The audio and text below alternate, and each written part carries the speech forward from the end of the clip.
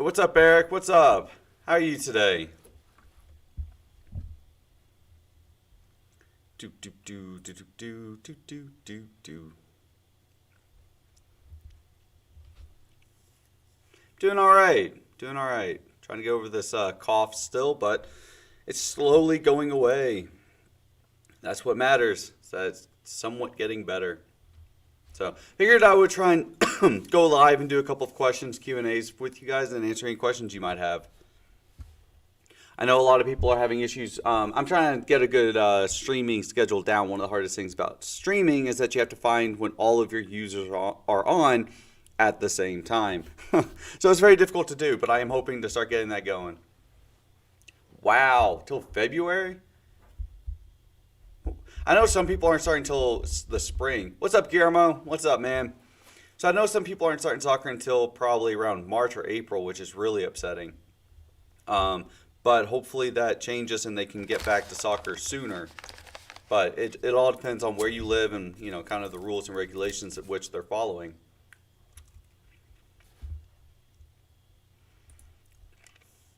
What's up, Squid? All right, so here's a question. What's my opinion on the MLS Next Academies? I think they're, they're an option. In my opinion, I think it's a good idea that we finally have some options out there. Personally, I don't really care. As long as they're providing players with the quality coaching and training that they need, and really making an enjoyable experience here in the United States, it's a good thing to have. As long as it's not some, get rich quick thing. I will be streaming games tonight, Guillermo.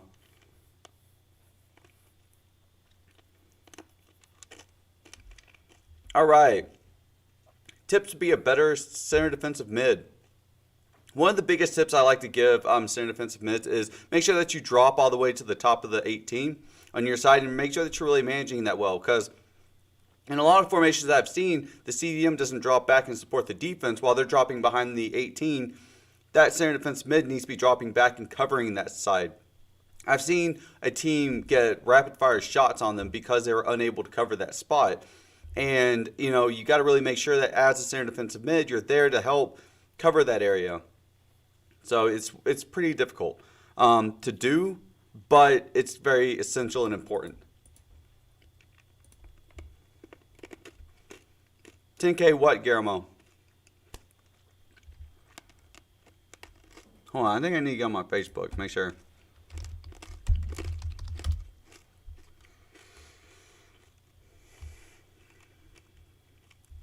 But communication as a center defensive mid is very important.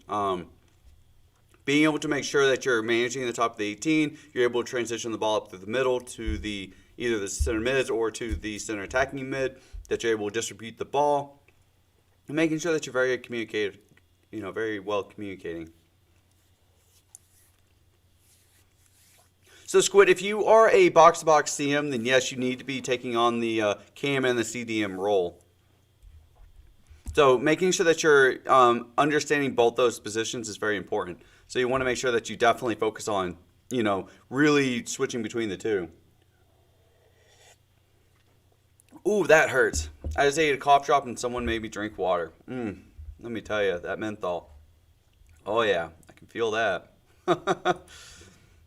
Whew.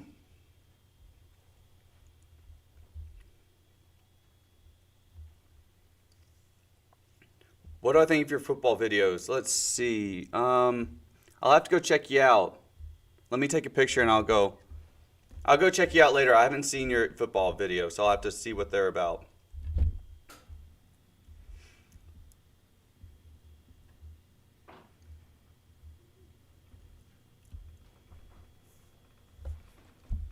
It's all good.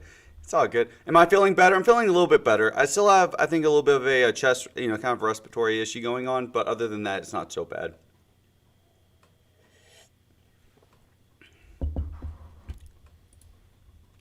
All right, Jeb. Not soccer related, but do you think I could be a good kicker for football because I can ping it really well on the soccer pitch? Yeah, I know a lot of colleges are starting to dip into the soccer player pool, and pulling them in as kickers for goal kicks, punts, and things like that, because we do have the ability to kick it far. to be accurate with it, and if we have to, we can put good distance on it. So, yeah, I do think that it's something that a soccer player can definitely adapt to do. It's definitely something that, we're pretty much conditioned to do already, and, we're able to go for a long period of time, and if we are required to, run, we can easily do that. So honestly, Jeb, if you wanted to go into football as a kicker, I definitely think it's possible, but as any role in a sport, it would take practice. All right, let's see. Can you make some videos on goalie and how you should communicate with your defense? Yeah, I can definitely do that. Communicate is with an O. It's not that. But be careful of that one. Yeah, I'll make a goalkeeper video right after this and post it for you. Kind of talking about, how to really communicate and manage your defense and move the field to, work in your advantage, and how you can make sure that you can, optimize their ability to see the field and to shut down the opposing team as they come down the field. So, yeah, I can definitely do that. So for field awareness, the first tip always is, are you playing with your head up?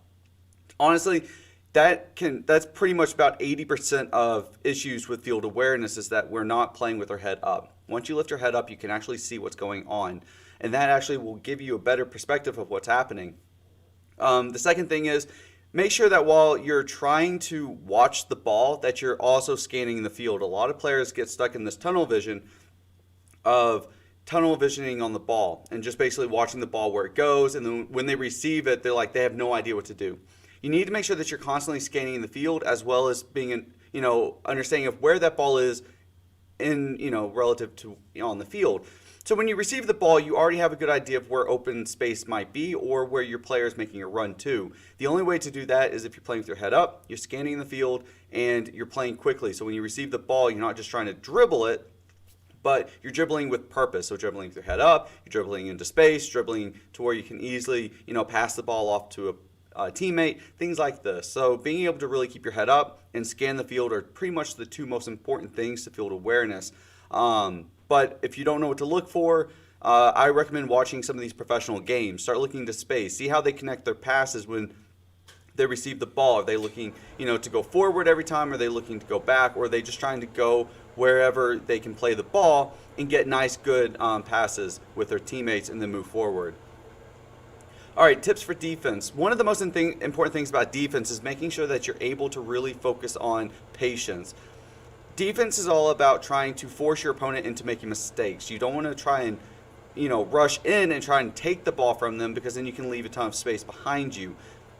Being patient, forcing your opponent to make mistakes, pushing them to the line, to the corner, and trying to really, control what their actions are and forcing them to make the mistake, and not just trying to slip in and steal the ball. That's never always the best thing to do. So patience, and try to make your opponent make the mistake or force them to have to go back and try again. All right, what do we do with a coach that plays me at a position outside of my primary? I just joined the club and I'm at right back when I usually am a cam or striker. So being able to play in multiple positions is very beneficial to all players. I do recommend, telling your coach that, hey, I'm used to playing cam or striker. I'm used to being in that offensive position. However, I'm happy to learn right back, and I'm happy to try this position as a secondary position. However, I am more comfortable playing in striker or cam. You have to tell your coach. So since you've joined the new club, he might not really know that, believe it or not, because we're not mind readers, so we kind of need you to tell us things. So if you're in a position where you're not comfortable with, you need to relay that information to the coach. Tell him the position that you like the most and which ones you're used to playing. That way, whenever, he's thinking about, changing people around, he moves you into that position and you're able to kind of understand both offensive and defensive, and not too concerned with trying to just break down and try to play a position that you're not comfortable with. All right, let's see if I can catch back up on TikTok. Sorry, guys. I'm back and forth between like 4 different streams. Hey, Coach, can I have some tips on the form of getting yourself into the air for goalkeepers? So getting yourself into the form for goalkeepers is kind of like getting into the squat position, but staying on your toes. A lot of goalkeepers just get afraid to jump or commit to the ball because they're always afraid that they're going to give up something.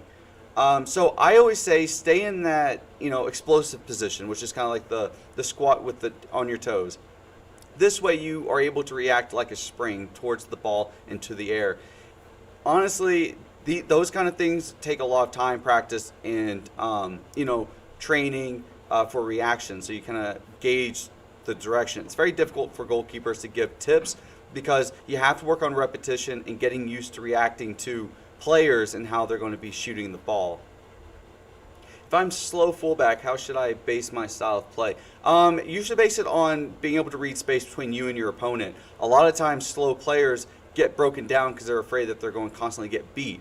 However, the only way that you get beat is if someone is able to get behind you and you can't catch up to them. Be very persistent on learning how to manage the space between you and the person with the ball. When you can do that, then speed's not as much of a tool that they can use because you're able to keep them in front of you and still push them to the side. So just make sure that you're really managing space between you and your opponent and, really focusing on controlling where they go and less on trying to force, speed into the equation. All right, so let's see. Is Messi hurt? Barcelona's not playing him right now. In last game, he came off early because he has a pain in his right leg. I don't know anything about that, although it wouldn't surprise me because he's not. I mean, it wouldn't surprise me. I would have to look that up. Let's see. Is Messi injured? That'd be unfortunate if he was, but it would just play more into the fact that I think he needs to be transferred to Man City.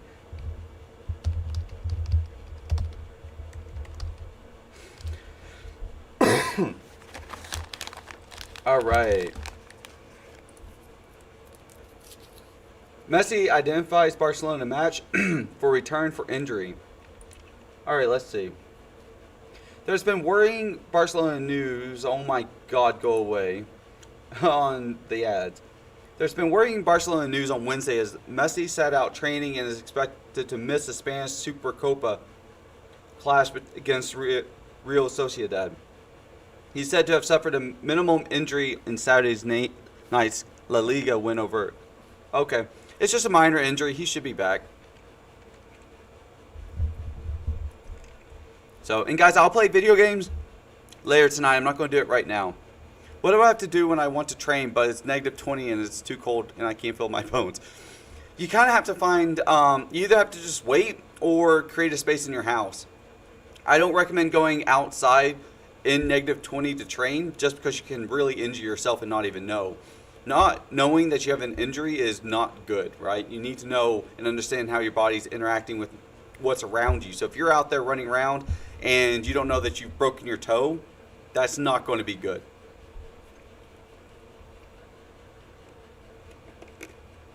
All right. But yeah, I'll be playing Fortnite and FIFA tonight, 10 p.m. So I'm not playing games right now. I'm just kind of making sure I answer questions and, interact with viewers. Because it's fun being able to stream the games and stuff, but I do want to be able to answer questions and help people as much as possible. Oh, I go for runs in like 20s, but whenever it's like -20, you should be inside. But the way I see it, anything that's 20 degrees and above is no problem.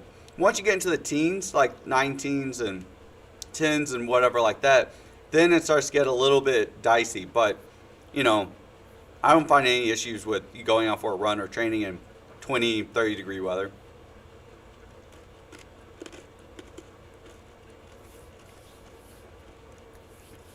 So the only issue with that is that, you're just going to have to wait. If you want to go out there and risk playing in -20 degree weather, that is your decision. However, I do not recommend it. Or you could get a gym membership. I know that's kind of hard during COVID, but they'll have space. They'll have, treadmills. Or you could just ask your parents to buy you a good treadmill. You can find pretty cheap ones off Amazon, and at least you get your cardio endurance runs in.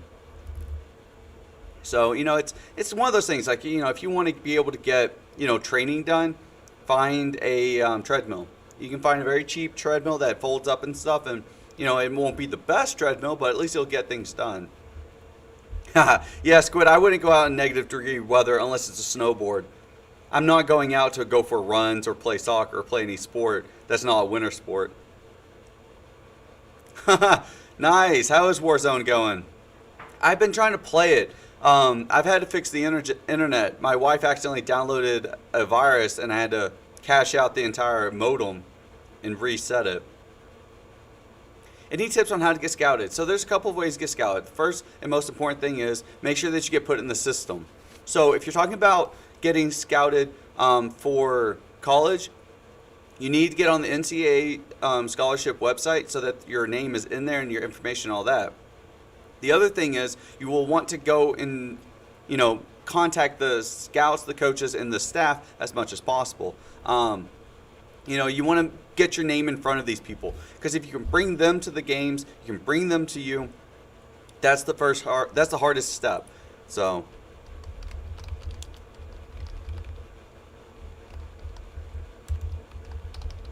All right, so what's up, Savage? So I will run a poll. Guys, I'll post a TikTok, all right? So I'll be posting a TikTok after this. It'll be 2 TikToks. The first TikTok will be about goalkeeping and kind of controlling your area and the space and communicating to your team. The second one is going to be a poll. Basically, it's going to be asking you, what do you want to do on stream tonight? We can play games, we can do soccer trivia, or whatever. You're from North Carolina? No, I am not. I actually live in Massachusetts right now. I'm originally from Arkansas, though. It's very hard to go pro in Norway. I feel like I'm going to give up. Well, don't give up. It's not really something that you should give up on, right? That just doesn't make any sense. But you could always look to moving to another state or another country, right? There's always that option. You could move to the United States. You could move to Europe. You could move to all these different places. You don't have to be restricted just to one spot or another. And don't give up. Giving up is the worst thing you could possibly do. Hold on, I need to find my Facebook group, make sure my stream is working properly and I know if people are asking me questions. So that's the only downfall with using the stream services. Sometimes I don't know if things are streaming properly or not. Unless it's Facebook or unless it's YouTube or Twitch. Did you see my my TikTok on that? Like start a fight in 5 words or less? Oh. That honestly, I think that's the funniest thing ever, right? It's that, you basically you call it one thing and then everyone gets all upset about it. It's like, well, I'm sorry.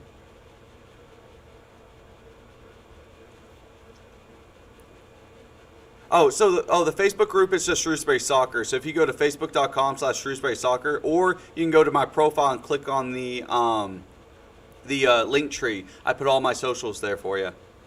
Yeah, if you give up, you never know what could have happened if you don't give up and keep trying. Always fight. If you enjoy playing soccer, if you enjoy playing any sport, whatever it is you're doing, don't give up. It's supposed to be difficult. I mean, if you weren't serious about it, if you really don't care that much about it, then yes, you can give up and it's easy. But if it's something that you love to do, you should never give up. Who's your favorite football player? It's Wayne Rooney. I've always been a big Wayne Rooney fan since he started playing. I've enjoyed his character. I've enjoyed his play style. I enjoy the way he interacts with his fans, and he's just a funny guy. What's up, Sebastian?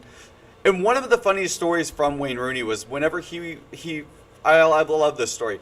So he says that whenever he would go out for a pint with his friends or his mates in Europe, he would go for a drink, at night like most players would do, and he'd go out. He said he couldn't even have a drink. He would go out, he would drink, he would have some fun, and he basically had to make sure he had a bodyguard with him or something to be careful because people would just, clamor around him.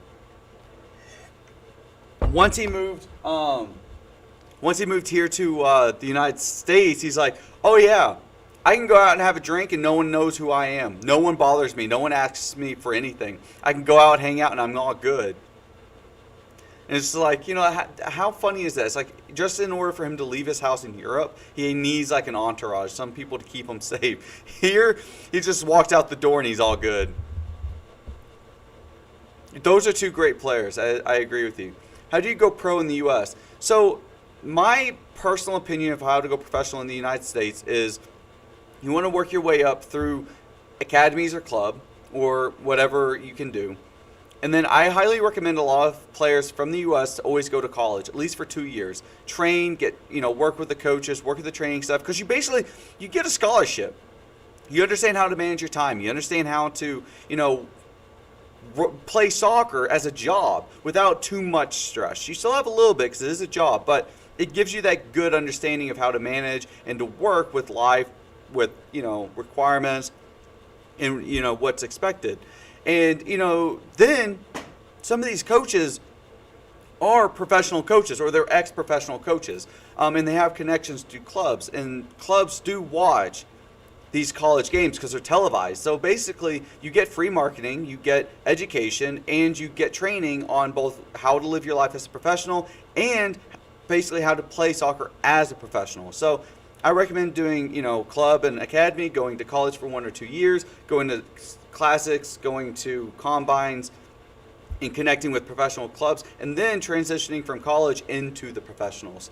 I think that route gives players such a great foundation that, you're set up for success. You have all the tools in the world to be successful, and there's not any excuse or reason why you shouldn't be successful, even if you don't go professional as a player. You still have education. You only have 2 more years of college. You have connections. You could be a coach. You could be an athletic director, whatever.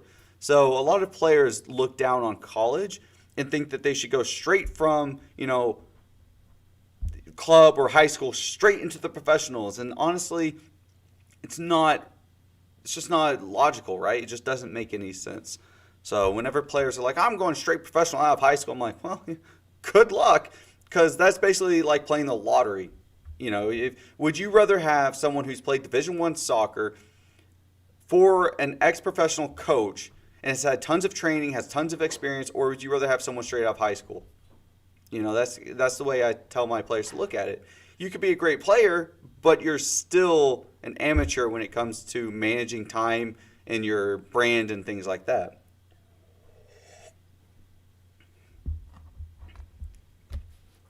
So that's kind of my options. Have you seen Ronaldo trying to get tea and getting only 8 sips and like 25 photos? Oh, yeah. I feel so bad for those players. I really do. Whenever they're trying to go out and they're just trying to have a life, it's like, dude, I'm just trying to take a crap on the toilet. Can you, for the love of God, please leave me alone? And everyone's like taking pictures of them. It's like, dude, it's like my kids. My kids do this to me. Can you just go away? And it's really funny because they still have to keep their composure, right? Just because they're getting a drink of coffee, just because they're just walking down the street, no matter how bad their day has been, they have to make sure that they don't do something wrong, that they don't lose their temper, that they don't say something bad. It's like, because if the second they say something bad or negative or show any kind of negative emotion, they get freaking crucified for it, and it sucks. And that's one of the reasons why I'm kind of happy. Although, here's a funny story. So I was walking out of Home Depot the other day, and some people ran up to me because I was wearing my hoodie.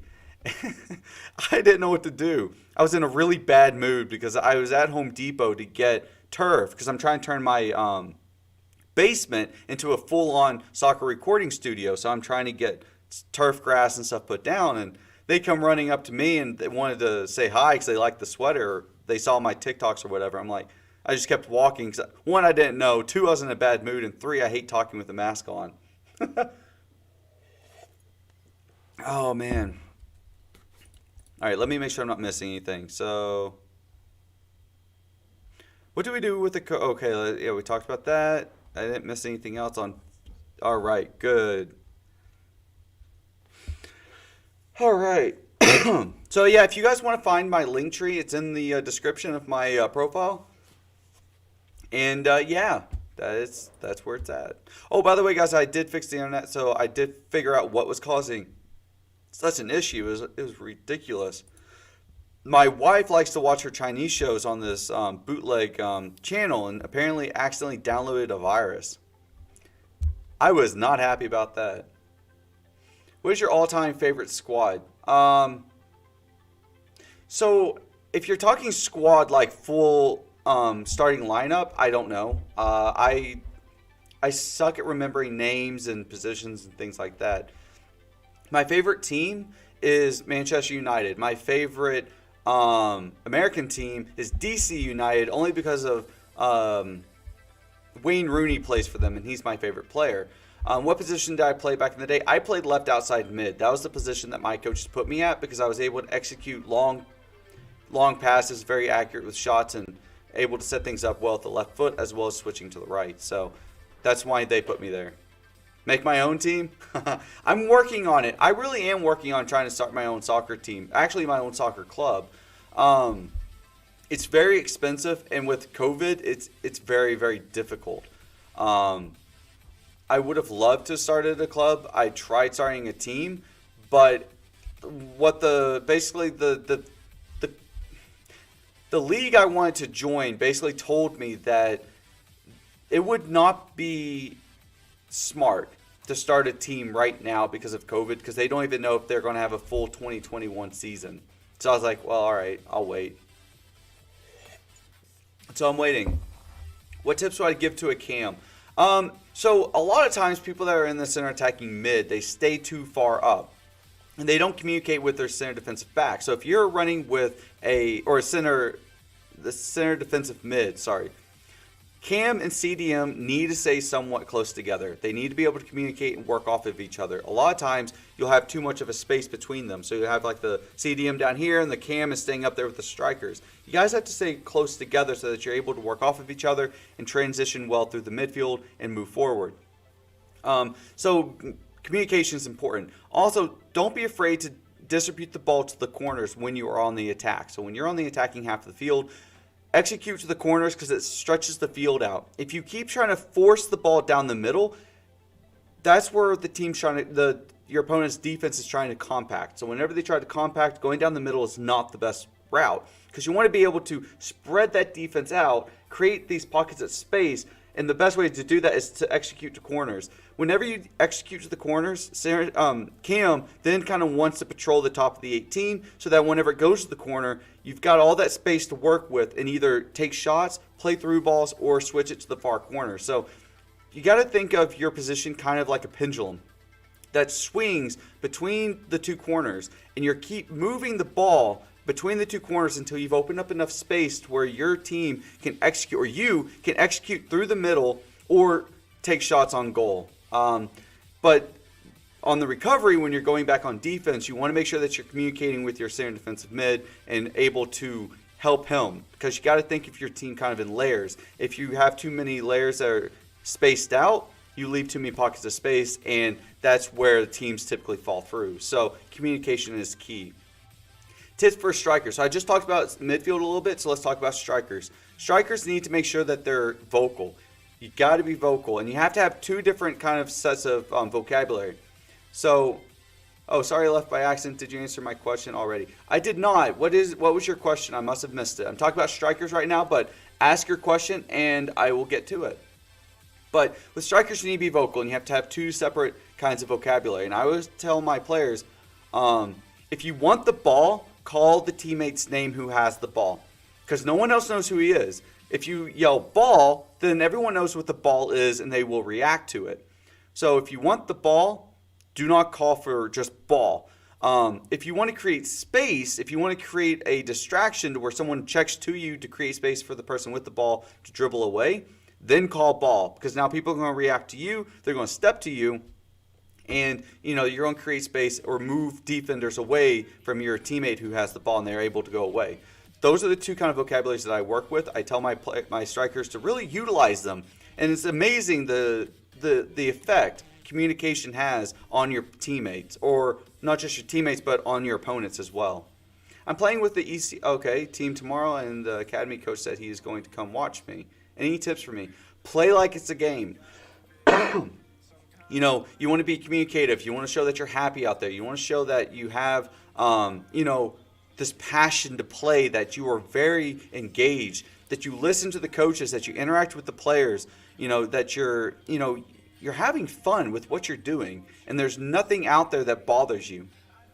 Not him, not the coach, not what happened during your life, during school. These things don't matter. When you're on the field, you're focused. And the academy coach wants to see that, because when he takes you into consideration for a position, you are replacing somebody. You have to understand, academies don't have multiple teams for one age bracket. What's up, Kevin? They have one team, one age bracket. That's it. Typically, that is it. They don't have multiple teams for one age bracket. So if you're going to be on that team, you're replacing somebody or you're filling a position. So you need to show that nothing bothers you and that the fact that he's there doesn't affect how you play. How do you get out of a press when you're on the ball? Switching. Honestly, if you feel pressed and being shut down, either switch it or go back and switch fields that way. I always say if you can't go forward, the best option is to go back. That way, when you go back, you're able to switch the field. And as long as you can play the feet, there's no problems. I don't understand why people get pressed, they get shut down, and then they keep trying to force it through, and then they get frustrated because they lost the ball. It's like, you lost the ball because you got pressed, you got shut down, and then you tried to force the ball through. What did you think was going to happen? So, let's see. Oh, new follower. Thank you so much for the follow. Welcome to the stream and welcome to the team. Let me know if you have any questions. Right now I'm answering any and all questions that I can possibly get to. I play for... Oh, you play for New York FC Academy. Do you think I should play for your USL or college? I think you should play college. So, here's my take on it. If you play in the United States and you play with, academy, unless you get offered to go to first team, I think going to college is so much more beneficial. Because let's say, you go to the USL and you're a bench player and you're not getting paid. You got nothing. There's nothing going for you. Or you get injured during training. What now? You didn't get to play, so they don't know if you're good or not. They just have you there. I think if you have the opportunity to play for a good team in the USL and you have the opportunity to play, get paid, and enjoy what you're doing, do it. However, college just provides you with that investment. Do I support any team? I support Manchester United in the Premier League, and I support... I like DC United because of Wayne Rooney, but I do support Revolution just because I live so close to them.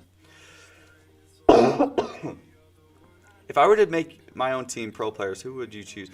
That's such a great question, but the problem is I suck at names. Wayne Rooney, Messi, Ronaldo, who else? This is the problem. I suck at names so bad. I can't even remember my favorite goalkeeper's name. Tim Howard. I even have his freaking book. I'm going to bring his book down. I'm going to put it right in front of me so I don't forget his name. I always forget his name. Lewandowski's great too. Oh, who's the guy that fouls all the time and is always getting red cards? I want him. I want that guy. He's aggressive. I want him. I saw a video the other day. He's known for getting red cards all the time. It's just so funny because he's just super aggressive. Does the USA focus on athleticism over technique, or is it much like Europe? So in the United States, they're focused on athleticism and brand, basically. Ramos, that's it.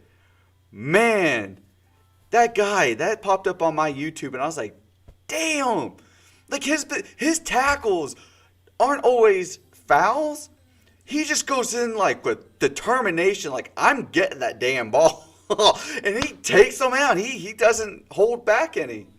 Man, he is ridiculous. Oh. It was Ramos. I was watching Ramos. It was ridiculous. Man, that guy's like, you have the ball. You have something I want. I'm taking it from you. Or I'm taking you with me. Position that needs the most stamina. Wings. Or outside mids, as we call them. In the 4-4-2, we call them the outside mids. But in some positions, they call them the wings. But anything that plays on the outside, like fullbacks in the 4-3-3 or outside mids in the 4-4-2, where they have to really work from box to box, covering that entire field, needs a lot of stamina, a lot of speed, and a lot of ability to shut down, as well as move back up into offensive position from defense. Those require a ton of endurance. Midfield kind of would be a good second, just because they do have to be able to move the flow of the game. But you can pace yourself a little bit more in the middle of the field because you do need to stay even with the ball, but you can drop back a little bit to provide that swing. So in a way, it kind of works, but I do feel like the wings or the outside positions are the most endurance taxing positions on the field. Yeah, Sergio Ramos is just, oh, he is super funny. I just love it. He is a great player, but my God, if you have the ball, don't go near him because he is taking you and the ball with him. What position would you say is your favorite? My favorite is left outside mid. Although I've always I love playing goalkeeper, but the problem is my dad would tell my coaches, do not play him at goalkeeper. I don't want him sitting in the back doing nothing. I love playing goalkeeper. I love it. I can punt the ball far. I can punt it accurately. I love being able to come out. I'm aggressive. I don't care if I get hurt. I will block the ball with everything I have. But my dad was like, you're not going to play goalkeeper. So I never got to play goalkeeper. And it really made him angry because every single time I went to camp, like he would send me to training camps. And every time he'd send me, I would tell the coaches, Dad says I'm left outside mid, but I'm really a goalkeeper. And they would train me to be a goalkeeper. All of my trainers, all of my professional trainers, the one from the German national team and then, or from the German national team and then from the Poland national team, they were both goalkeepers, professional goalkeepers. I love it. What formation would be your favorite? So I play a diamond 2, which is kind of it's a customized formation it kind of modifies the 4-4-2. I personally believe that formations should be created in a way that benefits your team to be successful. A lot of players think that, oh, this professional team is my favorite. We're going to take their formation and you're going to learn it. That doesn't really work too well, right? You need to be able to take a formation and apply it to a team and perfectly execute it, or execute it in a way that everyone understands every position or in how it's supposed to interact with the field. How tall am I? I'm 5'11". That's how tall I am. But formations shouldn't dictate the playing style of the players. The players and the playing style should fit with the formation. So, because it's all about execution of space, interacting with players who are teammates, being able to check to, check away, and all these different factors. So, it's just difficult to really say what's my favorite. I will go through one or two formations till I realize what works for my team. And if I have to customize and fix it to where they understand it and are able to perfectly execute it, well, then I'll do that. All right, what if you play back, but you hate that position and you know you would do better as a mid? Basically, just go tell your coach. One of the best ways to start a conversation with your coach is walk up to him and be like, hey, coach, can I talk to you for a minute? And then just let it all out. Just say it. I mean, that really is it. You just got to go up and say it. Did you see the question that I asked? You should see the, wait. No, I didn't. Here we go. What are the best ways to improve your weak foot? Practice, practice, practice, practice. One of the things that I really recommend is doing off-on. So you do, strong foot shot, weak foot shot, and you just keep transitioning between the two. And the reason why we do that is so that you understand you can shoot with your dominant foot, your strong foot. And you're able to make great contact, you have full control. You have to take that consideration and switch it to the left side or to the weaker side and basically figure out, how do I adjust my coordination to take what I know with my right foot or my dominant foot and transition that over to my weak foot, so that whenever I'm taking my shots with my weak foot, I'm able to, basically mirror flip it over to my undominant foot. So weak foot and dominant foot, there's no difference in technique. There's just difference in coordination and balance and approach.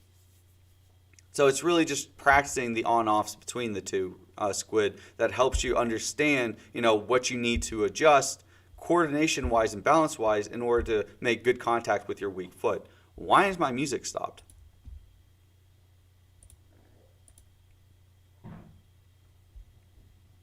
Is it going to play?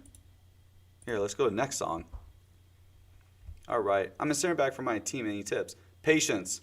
Honestly, defense is all about patience, communication, and distribution. You need to be able to understand that if you communicate with your team and you manage your side well, you're able to shut down space and you're able to distribute the ball well, you'll be an effective center back. A lot of center backs always think that, I have to be the best. I am in the middle of the field. My job is to, stop everything that comes through. Well, in a way, yes, but not by yourself. It's not all on you. So if you're able to communicate well, and don't be afraid to yell at your center mids to drop back and cover the top of the 18. Yell at them.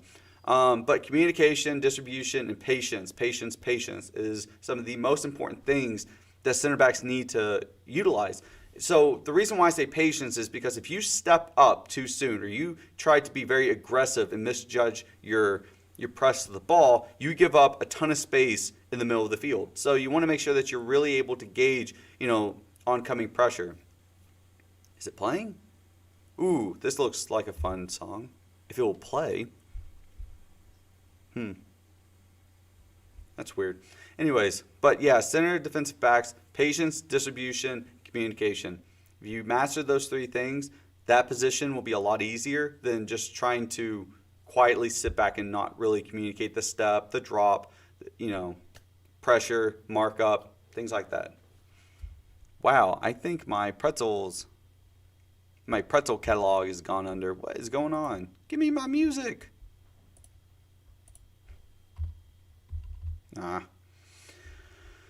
All right, let's see.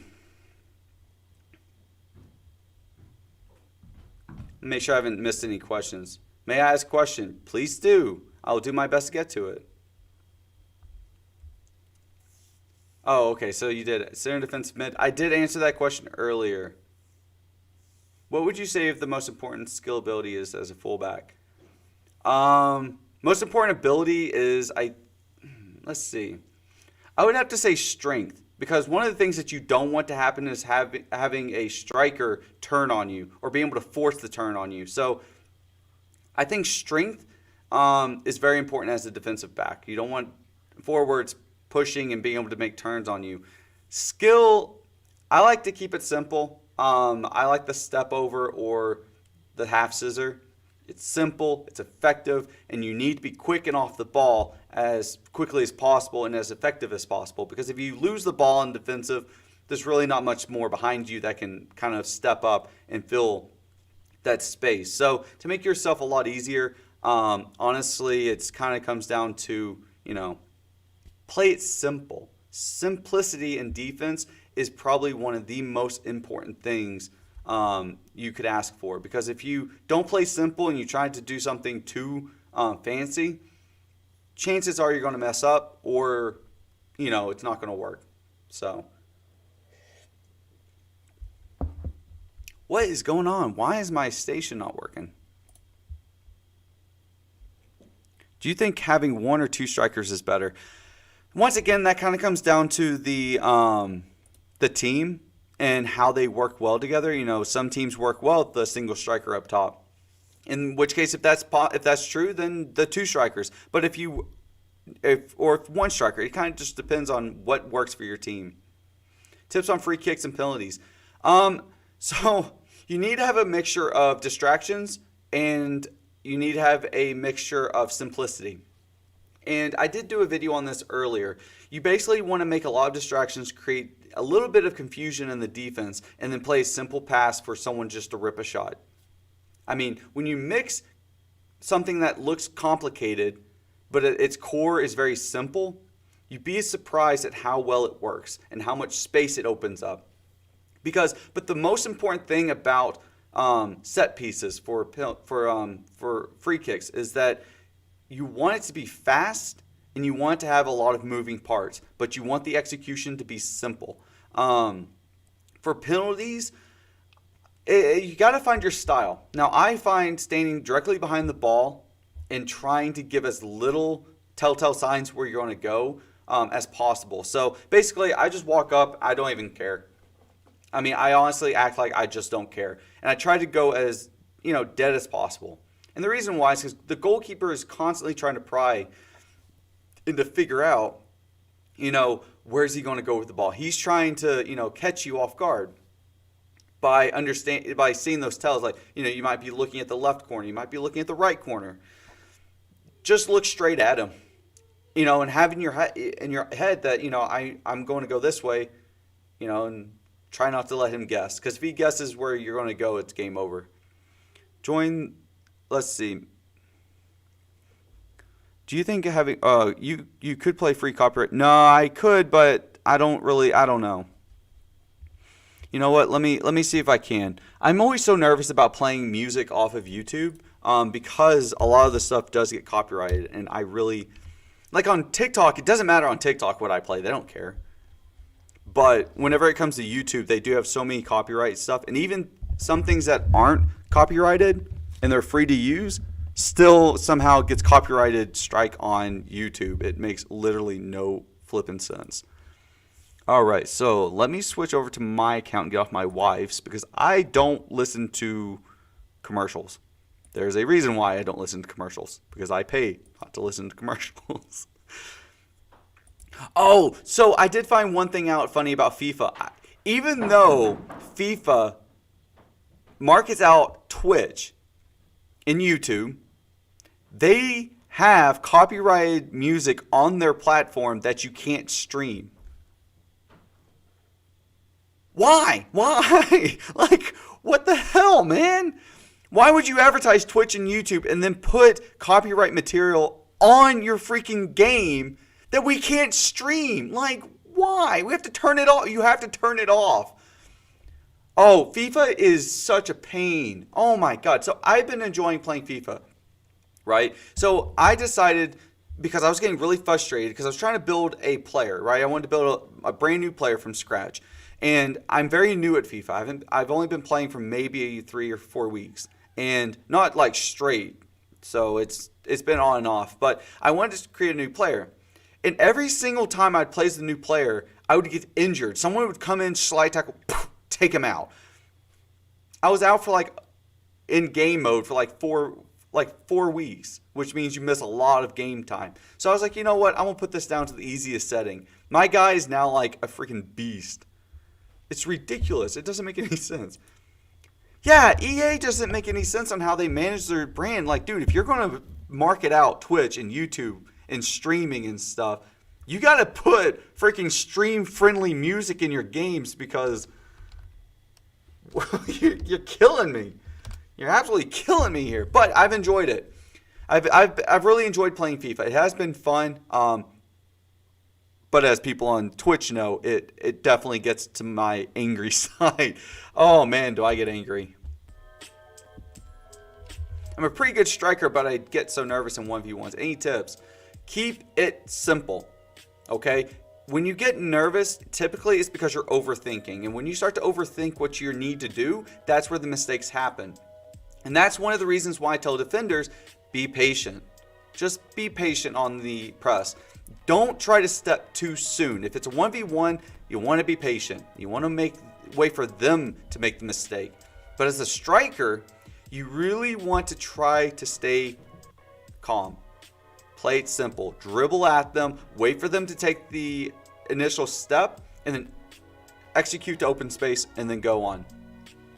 You know, and sometimes they'll do a good job. Some defenders do a very good job of doing the patient game, and they'll push you to the corner, in which case, you know, that's just the way they get trained. But if it's one of those defenders that's known for stepping to, be patient. Wait for them to make the first move. Wait for them to commit, and then punish them for it. Don't let it be the other way around. So don't try and make some fancy trick. Don't try to make it some fancy skill move. Don't try and just, you know, make them look bad and break their ankles like a lot of people do. That's where you screw up. Because whenever you do things like that, now it becomes a 50-50. It might work, but it might not. And you don't want the 50-50. You want it to be 100% in your favor. Playing it simple, playing it easy. It will almost always be in your favor if you keep it simple and breathe. Honestly, breathing, a lot of people really take, for granted breathing. Focus. Pay attention. When you don't breathe, you get anxiety. When you get anxiety, you make mistakes. You just need to fight that and keep breathing. You'll be surprised what it can do. Striker. Who do you think is the best position for a player who is 5'7", fast and quite strong? Striker is a good position for you. The reason why, being short, a little shorter, I don't want to call you short, but being 5'7", I don't know you, so you're going to VM. So, I'm glad that you've enjoyed it, Squid. You know I always do my best to help. But if you're 5'7", fast and quite strong, I recommend... I just lost connection on my TikTok thanks to that phone call. Give me a second. Stupid phone calls. Alright, sorry about that, guys. I got a phone call and it cut my connection. So, I was answering a question about 5'7", fast and quite strong. I recommend playing striker, and the reason why is because being fast, being strong, allows you to manipulate the defense in a way that they don't like. You don't want to be weak and on defense, because then I can easily push you off the ball. You don't want that. You want to be the guy pushing your way through defense. But it kind of depends. What do you like playing? Do you like playing defense? Do you like playing midfield? Do you like playing striker? What are the things that you enjoy doing that make you play soccer? Why do you play soccer? It's, what do you want to do? Do you want to score goals? Do you want to, be the playmaker, the distributor, or do you want to play defense, prevent goals, to be the driving force downfield? So never let something as petty as height or speed stand in your way. Let's see, where would I play a 5'6", very technical and fast, but not strong at all? Let's see, my first thought is center defensive back. Now, a lot of people think, well, you got to be tall for that position. How are you supposed to fight off those headers? If you're technical, that means you're thinking. If you're thinking, you're trying to find ways in which you can manipulate the field to your advantage. Once again, height. It's not always the most important thing, but I do recommend center defensive back. But the strength thing, so maybe a center defensive mid might be better. Yeah, you know what? Visually I think a center defensive mid would be better for you, because having a center back. Yeah, center defensive mid. Being technical would allow you to move the ball forward. You could execute the space quickly and play it out with your technicality. Your strength wouldn't be a very big factor, just because at that position, my goal is make you being a distraction. Yeah, center defensive mid for you. JD, I say center defensive mid. If you want to move forward, then striker wouldn't be a bad step up. But I think the CDM would be good for you. Cam... I could see you at Cam, but I think you would need to work on strength a little bit. How do you contact professional trainers? Well, for me, you can go to lessons.com. That has some pretty good soccer training professionals on there. There's not a lot of soccer professional trainers out there. I know there's a few, but there's not. Yeah, all right, Savage. I'll see you tonight, hopefully, man. Thank you so much for your support. You are number one. You literally are number one. You've donated so much to this channel. There's no question about it.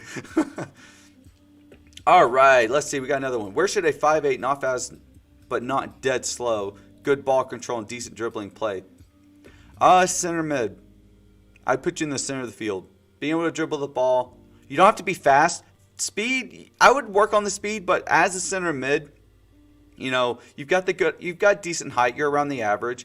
If you got good ball control and you can dribble well, that's really good for a center mid to have. I would work on the speed though. It would definitely be a good boost.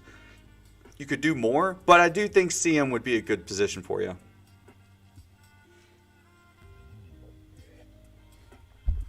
What is this?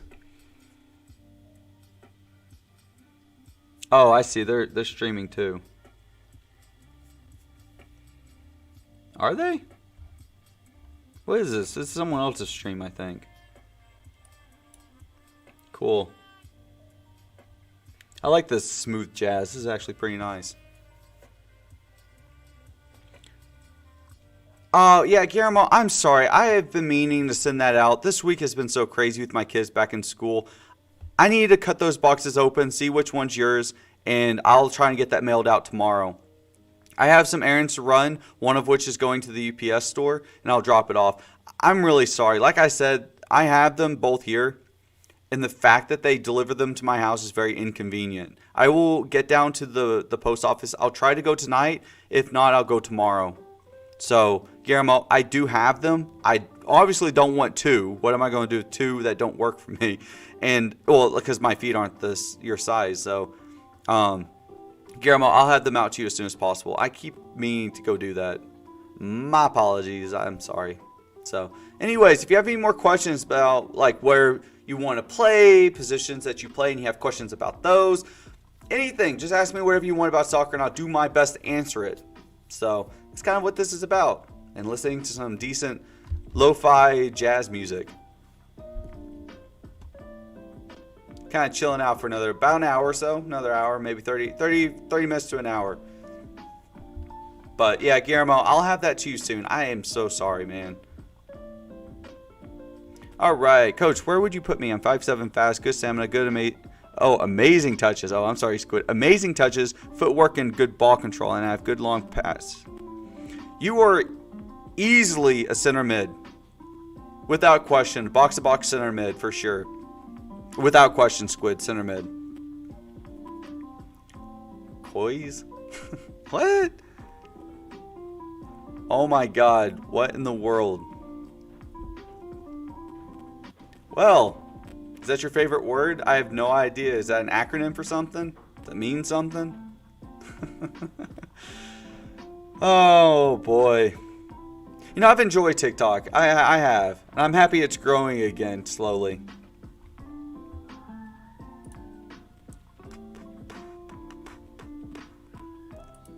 Did you see my no, don't talk. I hate hearing my voice. Which sucks, because then I have to edit my voice on the videos, and that I hate listening to myself. Oh wow. All right, 6'3", left foot, no right at all. Good vision, IQ. I would put you at right winger. The reason why is because you need to be able to cut in and execute the left foot at the right. But definitely work on that right foot. I always tell players that have a weak, non-existent weak foot to really work on it, because that only opens up more options for you. So, but I do think you'd be very effective as a left wing. Because, with that being tall at 6'3", you definitely get the headers in, but being able to cut in and take a shot would be very beneficial for you. The reason why I wouldn't put you anywhere in the midfield or defense is because not having a right foot would really work against you. Putting you up top on the offensive half would allow you the opportunity to work with the right foot, but also apply good vision and the understanding of the game to have good IQ. So those things would work well for you. If you could work on your undominant foot and make it better, I would then definitely move you more into the midfield role, because having good vision and soccer IQ works in your favor, and you're tall, so that makes it even better. But the fact that you have a weak foot means you're going to favor your side so much that it's going to be difficult to force you to switch sides, and it could potentially lead to a loss of the ball in the midfield, and that's not something I would want. So yeah, I think left or right wing would be benefit. I'd switch you between the two. You're 5'3", amazing, both feet, good passing, play for the.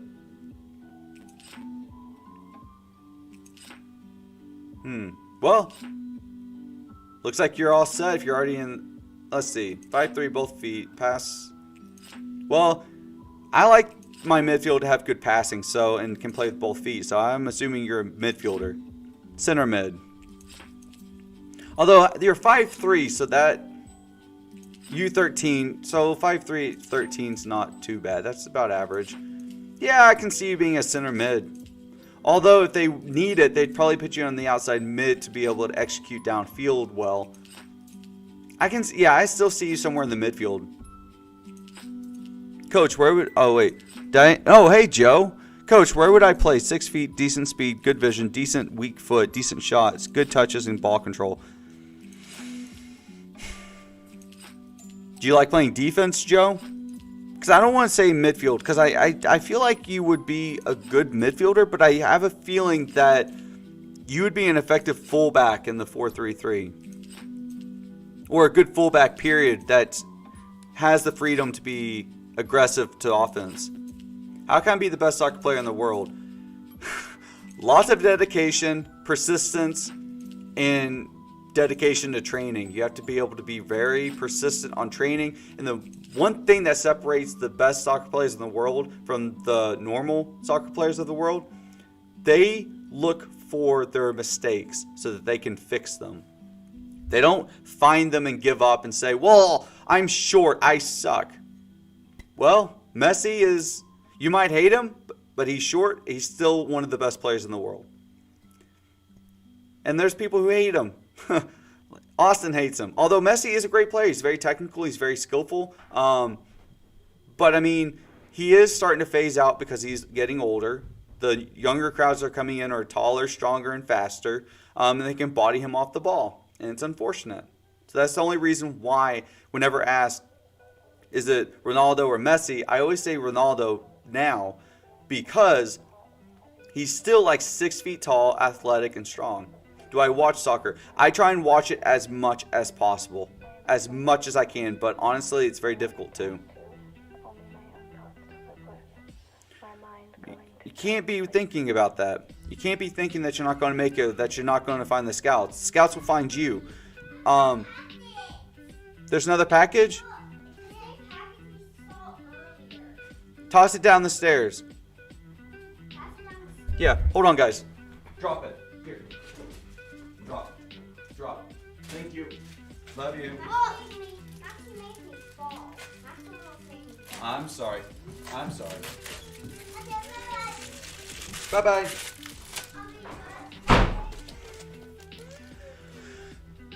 But yeah, I try to watch soccer as much as possible. The only issue with watching soccer or watching it, period, and the reason why here in the United States it's not so great, and I really wish I could live in Europe so I could watch it a little freer, because you know you got the BBC, they show games, and you've got other local networks that show the games.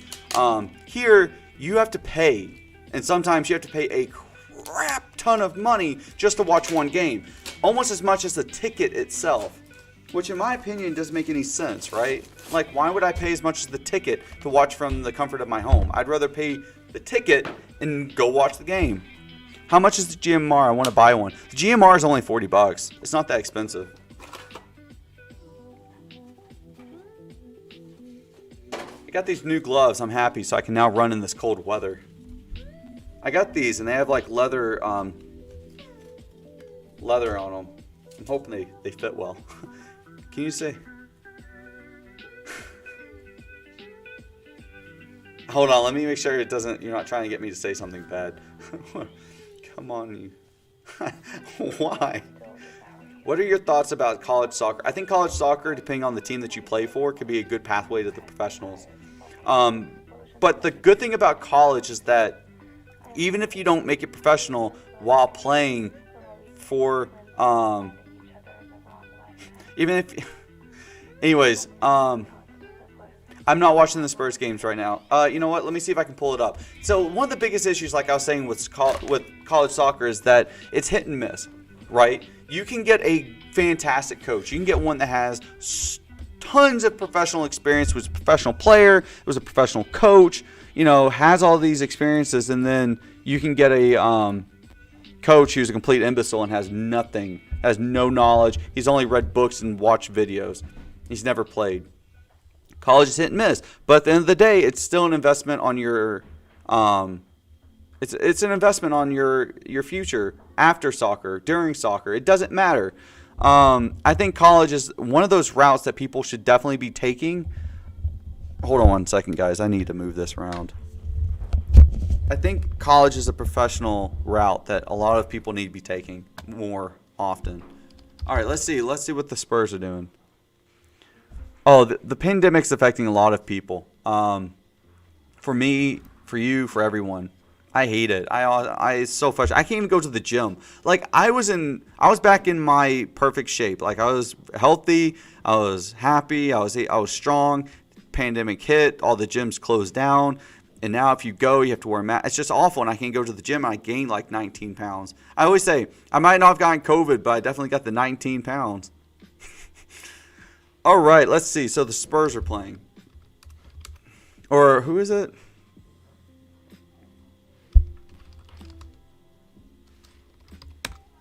Let's see. Oh, it's 1-0. Fulham is losing. So this is the problem. So if I wanted to watch this game, I would have to go to NBC Sports, and they are going to charge me how much? Is there a website so I can see multiple academies or like guest soccer team in Europe? No, there really isn't. You just have to go to their websites. You have to type in Manchester United or Arsenal, or what I do is I go to Google and I type in Youth Academy Manchester United or whatever, and it'll tell you. Okay, let's see. How much is it going to charge me?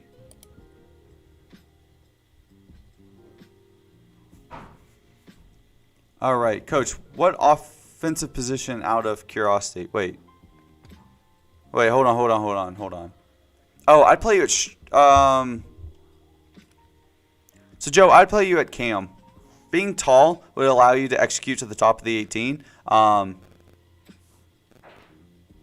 And with a good vision stuff, you'd understand how to be able to switch the ball and control that part of the field. I think you'd be a good Cam, Joe. All right, so let's see. 6'2". Ooh, there's a bunch of people that just randomly joined. 6'2", very fast. Okay passing and dribbling, but deadly finishing. Only a Cam for sure. Being 6'2" and fast would make it just absolutely terrifying because you'd be able to execute from the top of the 18 and get good headers. And you could be able to probably rocket a header or a nice shot from the PK spot to the top of the 18. And you could, if you are really good at positioning in the box and really good at finishing like you say you are, being able to execute from multiple angles outside or top of the PK, the PK spot, I think you'd be very effective as a Cam. Oh my God, am I able to watch the game? For free? I can watch the game for free? Hot damn, finally! Is this live? It is!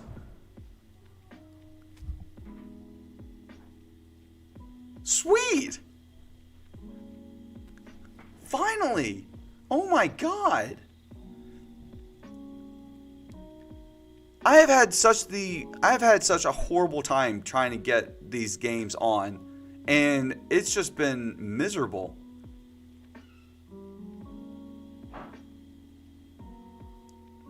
What are you doing with the ball? Shoot it. Wow. Well, looks like I'm watching Tottenham Hotspur versus Fulham. Cool. I get to watch soccer. I'm so happy.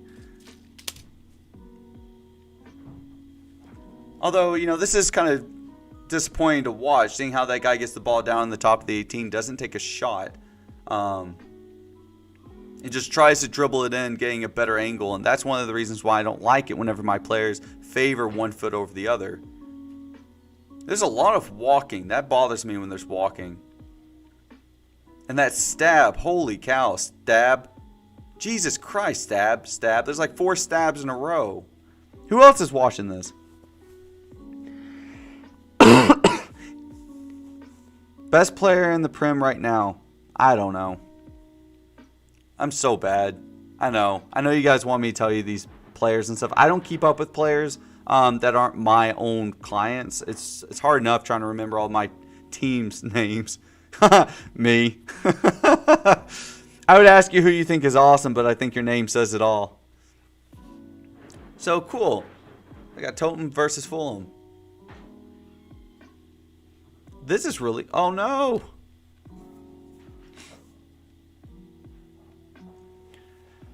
Honestly, tips for making varsity will vary. I don't know who your coach is, so I can't give you very good, accurate tips. But, be aggressive, be vocal, and, just make them know that you enjoy being on the field and you're happy.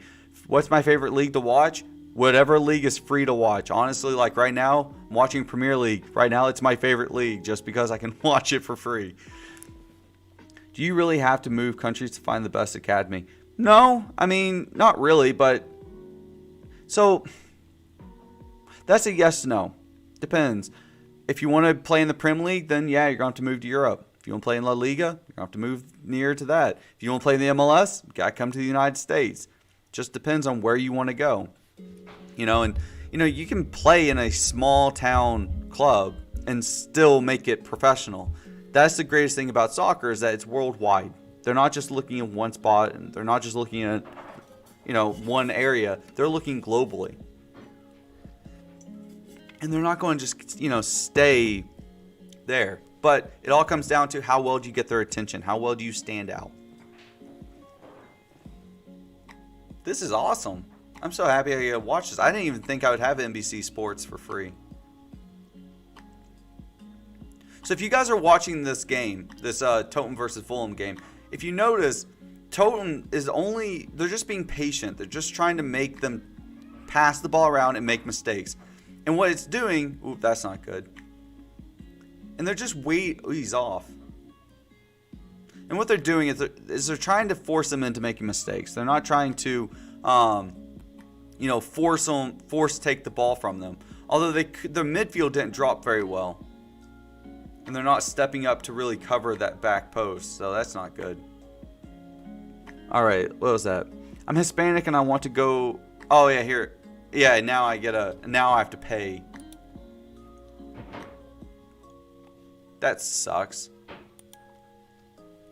I'm Hispanic. I want to go to Mexico and try out, but I don't know if I should. Try out. It won't hurt you. I mean, go down there. If anything, it could be a nice little vacation trip for you. With a job kind of tied in with it.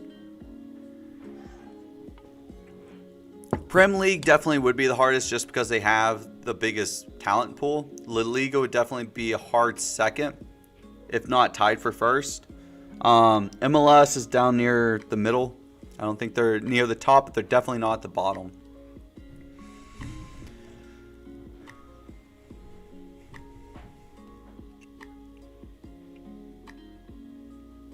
So I can't watch the Tottenham Fulham game now. Now they're asking me to pay. It sucks. I'm planning on graduating with a good GPA and get accepted into the University of Virginia. Oh, yeah, it's a good one. Virginia would be a good one. Favorite MLS team? So I like to represent Revolution just because I live near Boston. I like New York Red Bull only because they've interacted with me on social media. But my favorite probably would have to be DC United because of Wayne Rooney. Outside of that, I don't really care. Park the... Yeah, right? Like, if you're going to dribble in front of the net like that and have all that opportunity, at least take a shot and try. It's better than not taking the shot at all and basically getting shut down. Oh, man. I think this is the longest I've streamed on TikTok in a while. I'm actually enjoying it. It's nice. I've only seen one of the haters show up. And they didn't even ask a horrible question. They actually asked a normal question. Coach, they said pay up. What? Who said pay up? Oh, the channel. Yeah. Damn it. They caught on to me. They realized I was doing it for free. And they realized I would pay, but I'm too poor. I'm poor. I can't pay for you. I'm not paying $65 to watch half a soccer game. Why? Why would I do that? Why would anybody pay $65 to watch 45 minutes of soccer? That doesn't... Why? I'm just going to wait for it to come out on YouTube later and I'll watch it for free. Jesus Christ. It's free on YouTube. I might have to wait a day or two, but hell, I don't care. Oh, by the way, did you guys know this? I don't know if... I just learned this the other day because I was cleaning this. So this is one of those thermos cups. And I was like, I was up here trying to clean the Yeti. This cap here, right? I was trying to clean the cap. And I'm like, I can't get all that. It takes forever. I didn't realize it's a freaking magnetized. It's magnet. I never knew it was magnetized, and it just snaps right back on. You can clean it. I mean, it's like, how old were you when you realized that the top of your Yeti thermos comes off because it's magnet? I've gone to LA Galaxy games since I was 9 months old, but now all the good players have gone. Yeah, that's usually what happens with soccer. Players come and go, and that's just what it is. How many subscribers do I have? Give me a second. I will look.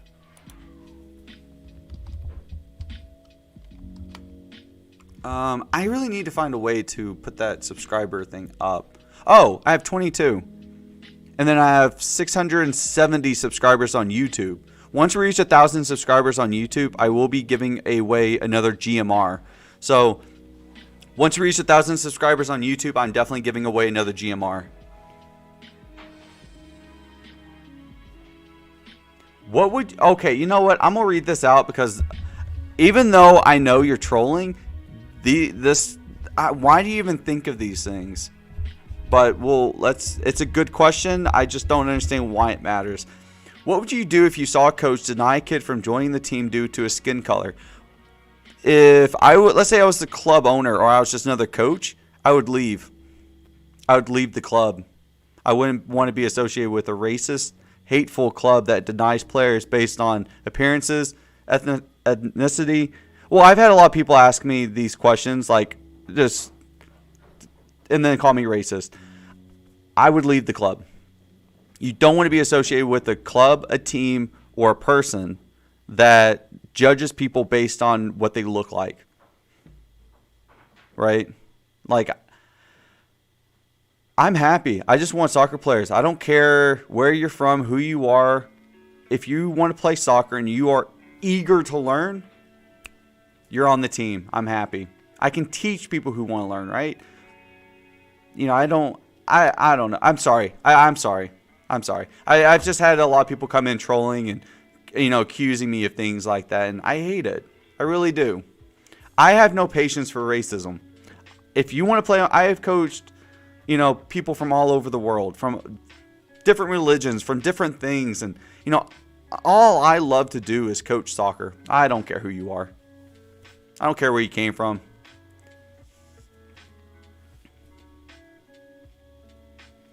What would you do if a child came out to you because he was scared of telling? So, coaches, a lot of people forget that coaches have a very personal connection with the players. And you need to have a personal connection with your players. And the reason why, that's actually a great question. That really is a good question. I would sit down with them and just tell him, you need to tell them when you're ready. You told me because you trust me. And you know I am impartial either way. I don't care. As you are here to play soccer and that's what makes you happy. You need to make sure that you tell your parents in a way that it's easy transition and for them to understand that, this is who you are, and understanding the perfect time to tell them things that are important like this is it takes timing, it takes understanding. And if you're not ready to tell them, you shouldn't, because you might not be able to handle what they'll say. They don't need to know until you're happy with telling them. Period. And if that means you have to wait until you're in your 30s, then you wait until you're in your 30s. You are your own person. You are your own person, and there's no responsibility for you to share such personal information with your parents until you're ready to share your personal information with your parents, such as that. Anyways, let's get away from that. That is a very good question. Coaches do get asked very personal questions before the parents know. And coaches have to understand that, there are boundaries. But you cannot just say, well, your kid told me that they're this, this, and this. Or your kid told me that they have these feelings. Unless it is a threat to your life or someone else's life, I have no obligation to tell your parents about anything like that. I am supposed to be there as a supportive role model. I'm supposed to be there as someone to teach you, to help you grow, and to educate you as a player. And to make sure that you make the right decisions and feel happy with the decisions that you've made. Not to rat you out to your parents and make your life miserable.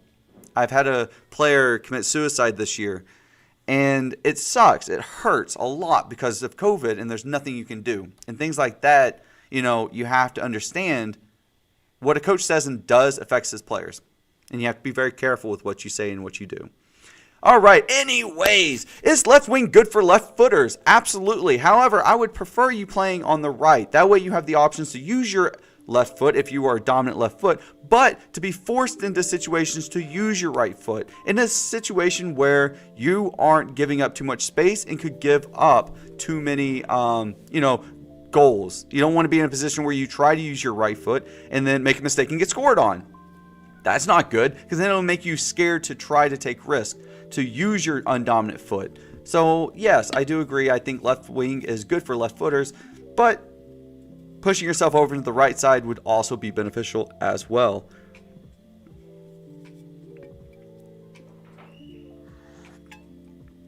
Thoughts on scolding children for bad performance after a game? You shouldn't scold your kids.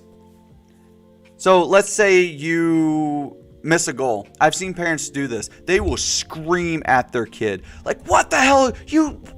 Why you suck? You're going to get taken out. This, and this. I will leave them in. I'll be like, you know what? Your dad doesn't coach this team. I do. I do not recommend coaches or parents of players bashing their students or bashing their players or bashing their kids because they made mistakes. This does not set a good trend for players going forward. This doesn't set a good mindset for players. Players need to understand, and so do parents. So if I have any parents in this, you need to listen up.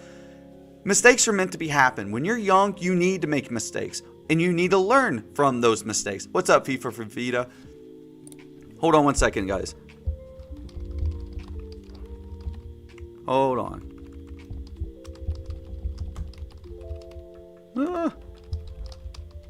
Anyway, so yeah, I think that, punishing players for poor performances, make them run, make them do drills, make them do something, but teach them that we're only doing this because we made mistakes and that we need to fix them. But making mistakes is okay. Giving up is not okay. Giving up and saying, well, I suck, I'm never going to be able to do this, is not okay, is not an option. Failure is only the result of someone who gave up and didn't keep trying to improve and get better. Where do I think Messi might transfer to? I think he should go to Man City. I just think that Man City would just be better for him. PSG, no. Why? Because they have Neymar. And I just don't think having Messi and Neymar on the same team will help either one of them. Man City is a team that he's not played for, is not really with any players that he's played with before, but is on a team that's very good, that's worked well without him, and can easily add him to the team and work with him and still win games if he has to sit on the bench. Barcelona is not doing too good because they have literally rode on the shoulders of Messi for years. And now that he is getting older, thinking about leaving, have new players, they don't know how to function. They can't function properly. They're not functioning. They're losing. They're doing bad. He's getting injured. They're losing, De Fuentes like 3-0, and they're just not finishing games. And I think that he needs to go to Man City because it'd be a good change of scenery. It'd be a good change of team dynamic. So I know they do, but they don't need to play together. I think Neymar needs to play by himself and continue to make a name for himself. Oh God, if he were, Bayern would probably be a good change too. But I am honest to God thinking that Man City is the direction he needs to go. Oh, I'm a stickler for grades as well. I would support the parents in that decision. You need to have good schooling to be able to play sports. If you can't pass your grades, you shouldn't be allowed to play. I don't care how good you are. You should own up to your responsibilities, and making your grades and paying attention to school is just as important. Because if you can't pay attention during school and play soccer, you're never going to be a professional, because you have to balance the requirements of the professional team and your life. And if you can't do that at a young age, you'll never be able to do that when you get older and go into a job or into the professionals. Yeah, but Guillermo, you have to understand though, he's Messi. He's played competitive his entire life. But I do think that Messi needs to go to Man City, and I think he'd be happy there. I think he'd be wonderful there. I do not think PSG would be a position in which he could be thriving, because you have Neymar there. Why would you put... I just don't think Neymar and Messi should play together. They haven't been playing together for years, and I just don't think it's going to be beneficial. I know that, but Messi still would be beneficial there. Sergio Aguero is on Man City, which he will fit in because they both have good chemistry. Yeah. I just think Man City is the place he should go. For some reason, to me, it sounds right. I can see their play style working well with him, and it's just a good refresher.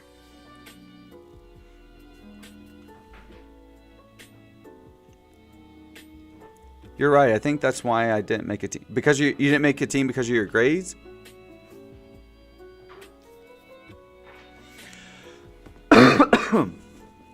So, like, if he were to go to PSG, I think he'd retire sooner. I don't think he'd be happy because he wouldn't be living up to that hype that he was at Barcelona.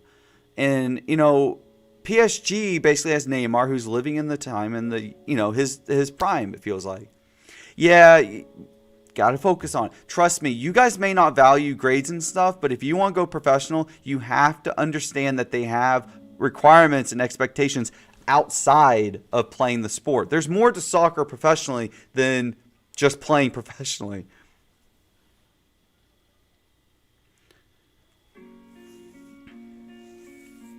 All right, last time. What is something you'd say to a teen going through a breakup and it's holding them back in soccer? Forget about the breakup. End it. You're a young kid. It doesn't matter now, and it's not going to matter tomorrow. Let it go. Focus on soccer, and just stop worrying about relationships and girls or boys or whatever it is. Focus on the sport. Focus on your career. Focus on your life. You're not that old. And you're definitely not old enough to be caring if this girl is going to make your life or this guy's going to make your life better or worse. You need to focus on what your life needs to be tomorrow and the next day and the 10 years from now. So you need to tell the person, breakups suck. Breakups happen. We're moving on, and I've got responsibilities that I need to take care of. Because why would you let a breakup take more from you than it should? Yeah, so how can I play good left and right mid?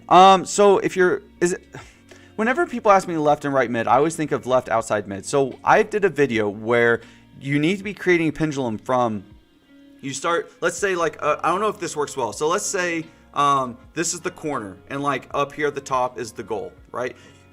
You need to be curving your runs like this. So when you come back, you're on defense, you're covering the back door. And then whenever the goalie gets the ball, you want to come out to the side so that you open up the space. So now you have this much space, not this much space to work with. So you want to check out, and then whenever you're making your runs, you want to curve those runs up to the top of the box or to the side of the box, depending on if you have the ball or not. Curving your run makes it so much easier to execute on the sides. A lot of times, people be a left or right mid, and they'll just do this, just run straight down the field. It's not beneficial to do that because now whenever you run outside the field, you're creating a field that's like this. You don't have a lot going for you. But whenever you stretch that all the way out and you execute all the way to the lines, now you've created space for yourself and for your team to play the ball and actually move and execute the field to space. All right. Have I ever thought about starting my own soccer academy? Absolutely, 100%, Javi. That is one thing that's on my mind 1,000 times every day. I want nothing less than to start my own club or academy. I would give anything that I could possibly do to start my own club or academy. I just, financially though, it's just not something I can do right now. I would literally do anything I possibly could. But financially, I can't risk, of course, my kids' future, right? So that's not something I'm going to risk. But if I could start my own club or academy right now, damn right, I would do it without hesitation. I would be the happiest person in the world. How can I train checking my shoulders by myself? Checking your shoulders. What do you mean, like being able to muscle someone off the ball? Coach, you got advice for young players to become professional athletes. Patience, but the most important thing that you need to do and get into a good habit of is creating a schedule. one thing that you need to do is understand that you need to have a schedule. When you have a schedule, you now can start to see every little thing on your list of to do. And this is very important for two reasons. One, it allows you to have a full control of your life. As professionals, you don't have time at all. It seems that way. But you have to be able to know, I've practiced from this time. Oh, crap.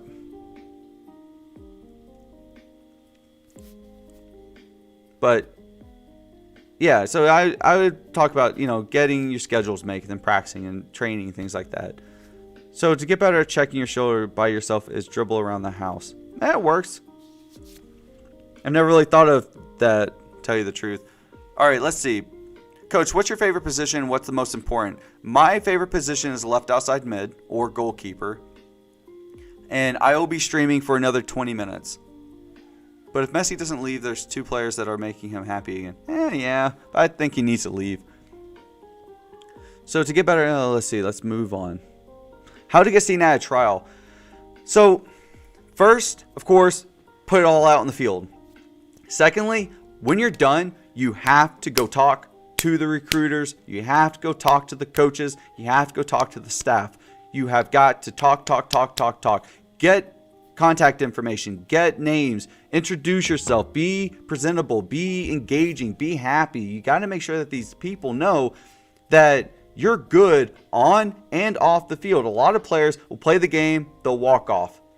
The good players, the ones that stand out, are the ones that go straight up to the coaches or straight up to the scouts or whatever and says, thank you for allowing me the opportunity to play for you. I would love to get your contact information so that we can connect after. Because I know you're busy and have a lot to do. And I would love to be able to speak more and learn about your club and who you represent. I mean, honestly, that would be like a slap to the face. Like, oh my God, this guy, this girl, this person is respectful. And by showing respect, you'd be surprised how much that'll make you stand out.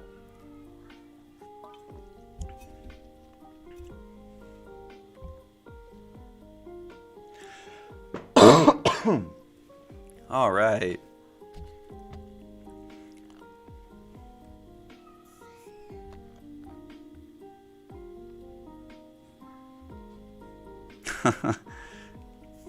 Being able to dribble around the house would be funny.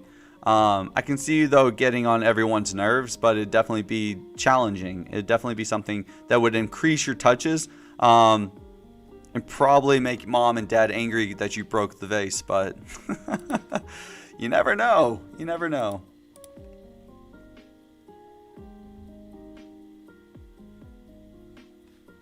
All right, let me make sure.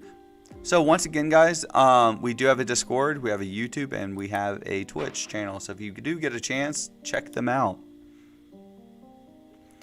So dribbling around the house, people always send me these videos of them like doing shots or doing these things at home with the soccer ball, and I'm like, how have you not broken the window yet? Like, you ripped that shot, and the fact that it didn't just go right through the window blows my mind.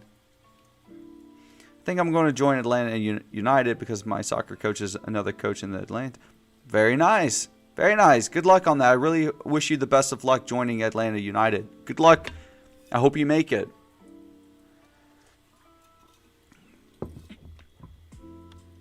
And I am going to save this channel.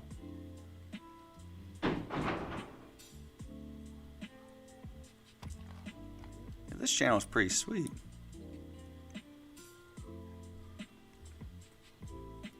Am I competitive? Yeah, I am highly competitive. I have to be careful though, because sometimes whenever I play games, like, you've seen me play FIFA, dude. I mean, if you haven't noticed that I'm competitive by watching me play FIFA, I don't know what to tell you there, Guillermo. I am highly competitive. I don't like losing. And, like, when I lose, I really beat myself up because I know it's my fault. I screwed up. And, it's one of my downfalls is that I beat myself up and it's my fault. So I'm very big on winning, and I can't. It's very hard for me to play rec league soccer because they don't keep score and they don't care if you win. I very much care if I win or not. Do you think a wall is the best thing to practice with? It's definitely something to practice with. And it can sometimes be the best thing in the moment to work with. I am reading the... Wait.